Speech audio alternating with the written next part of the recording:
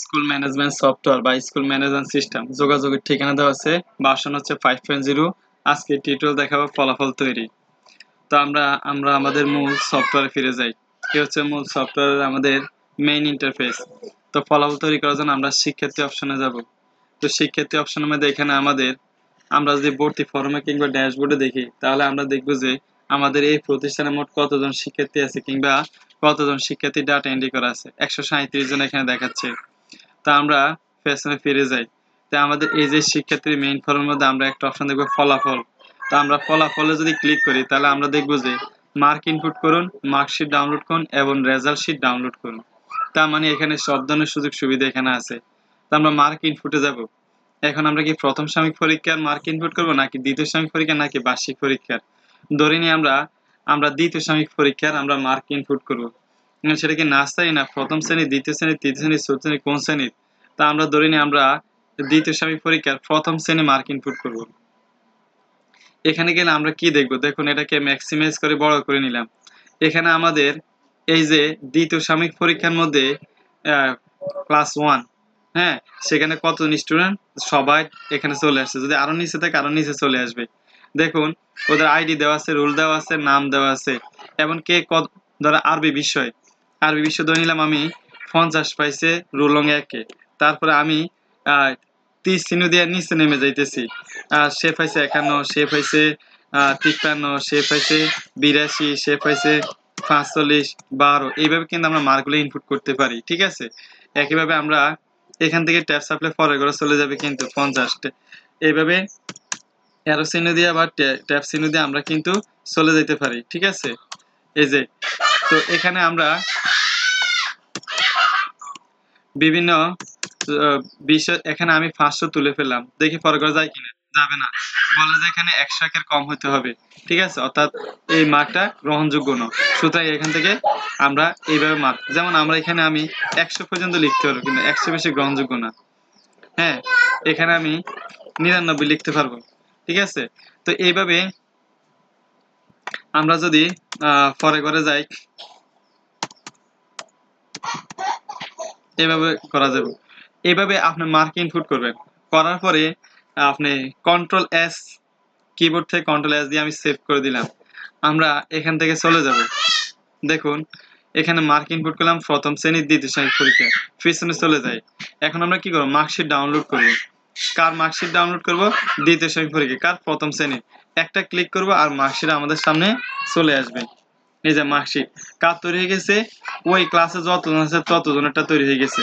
এখন আমরা প্রথম জনেরটা দেখি। এই যে দেখলেন তো, খুব সুন্দর করে মার্কশিট ছবি তৈরি হয়ে গেল। নেক্সট পরের জনেরটাও তৈরি হয়ে গেল। এই যে সে মেধাতম প্রথম হয়েছে, আর প্রথম জনের সে মেধাতম দ্বিতীয় হয়েছে। এরপরে মেধাতম আমরা দেখবো যে পঞ্চম হয়েছে। সে তো ফেল করছে, কারণ তার ওই কয়েক ঘরের নাম্বার নাই। এইভাবে আমরা দেখবো যে সবাই, অর্থাৎ যাদের নাম্বার ইনপুট করে নেই তাদেরও হয়ে যাবে, সবাইটা হয়ে যাবে। অর্থাৎ একসাথে ক্লাসে 100 থাকলে 100টা হয়ে যাবে। এদের নাম্বার ইনপুট করা নাই, তাই এদের মার্ক দেখায়নি। এখন আমরা যদি কন্ট্রোল ফি দেই, ফি দিলে অলও দিলে পুরো 100 থাকলে 100 জনেরটা প্রিন্ট হয়ে যাবে। আর যে পেজ দেই, যে পেজ এখানে 1 থেকে 3 পর্যন্ত, তাহলে পেজ 1 থেকে 3 পর্যন্ত প্রিন্ট হয়ে যাবে। পিডিএফ সিলেক্ট করলে পিডিএফ হয়ে যাবে, আর যদি আমরা প্রিন্টার সিলেক্ট করি তাহলে প্রিন্ট হয়ে যাবে। এইভাবে আমরা একজনের কিংবা সবার একসাথে তৈরি করে নিতে পারি। জান, আমি এটা পিডিএফ আকারে এখন সেভ করতেছি, যেহেতু আমি পিডিএফ সিলেক্ট করে দিছি। আর প্রিন্টার সিলেক্ট করে দিলে প্রিন্ট হয়ে যাবে একসাথে সবগুলো, কিংবা একজনের অথবা কয়েকজনেরটা। এই হলো আমাদের মার্কশিট ডাউনলোড। এইভাবে আমরা নাম্বার ইনপুট করার পরে মার্কশিট ডাউনলোড করে নিতে পারবো, কিংবা এর পরবর্তী আমরা রেজাল্ট শিট দেখাবো আপনাদেরকে। আমরা পেছনে ফিরে যাই। তা আমি যে পিডিএফটা তৈরি করছি, পিডিএফটা নিজে নিজে ওপেন হবে, আমরা অপেক্ষা করতেছি। এটা আমি এটা এখান থেকে ক্রস করে কেটে বেরে নিই। এবার হচ্ছে রেজাল্ট শিট ডাউনলোড। আমার এটা সম্ভবত হয়ে গেছে।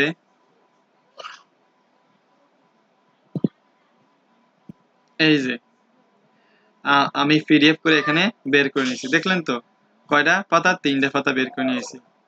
এই যে 3টা পাতা। ওকে, এখন আপনি চাইলে দোকান অন্য কোথাও থেকে যাই কি করে নিতে পারেন? প্রিন্ট করে নিতে পারেন। দোকান অন্য কোথাও থেকে প্রিন্ট করে নিতে পারবেন। কিংবা আপনার এখানে প্রিন্ট করতে পারবেন, কিংবা পিডিএফ আকারে কোথাও পাঠিয়ে দিতে পারবেন। দেখলেন তো? Okay fine. এখন আমরা কি করব? রেজাল্ট শিট দেখাবো বলছিলাম। এখন রেজাল্ট শিট কোথার? দ্বিতীয় শ্রেণী পরীক্ষার কার? প্রথম শ্রেণীর মার্ক ইনপুট করলাম। তো এখন দেখুন হয়ে গেছে, এক ক্লিকে সবইটা বের হয়ে গেছে। এই যে আমরা যে কয়েকজনেরটা দিলাম, এই কয়েকজনেরটা আসলো জাহিদ ফেল, মকবুল, আর বাকিরা সব ফেল। ঠিক আছে, এখানে এই যে 1, তারপর আছে 2, 3, 4, 5, 6 আর বাকি সবাই 7 খান, বাকিদের নাম্বারটা করা নেই। এখন এখানে যতজন আছে সবাইটাই আমরা 26 জনেরটা একসাথে হয়ে গেছে। ঠিক আছে, এখন আমরা কি করতে পারবো? কন্ট্রোল পি দিয়ে প্রিন্ট করতে অল দিলে অল, আর যদি আমরা 2 পাতা দিই 1 পাতা 2 পাতা তাহলে সেটাও আমরা প্রিন্ট করতে পারবো। ঠিক আছে, আমি ডেস্কটপে ওকে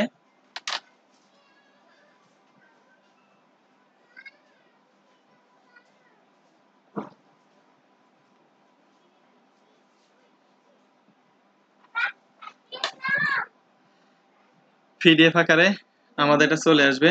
এই যে এখানে এই যে পিডিএফ আকারে আমাদের রেজাল্ট শিট তৈরি হয়ে গেছে। দেখলেন তো? তো সব ধরনের সুযোগ সুবিধা আছে। আজকে এই পর্যন্তই।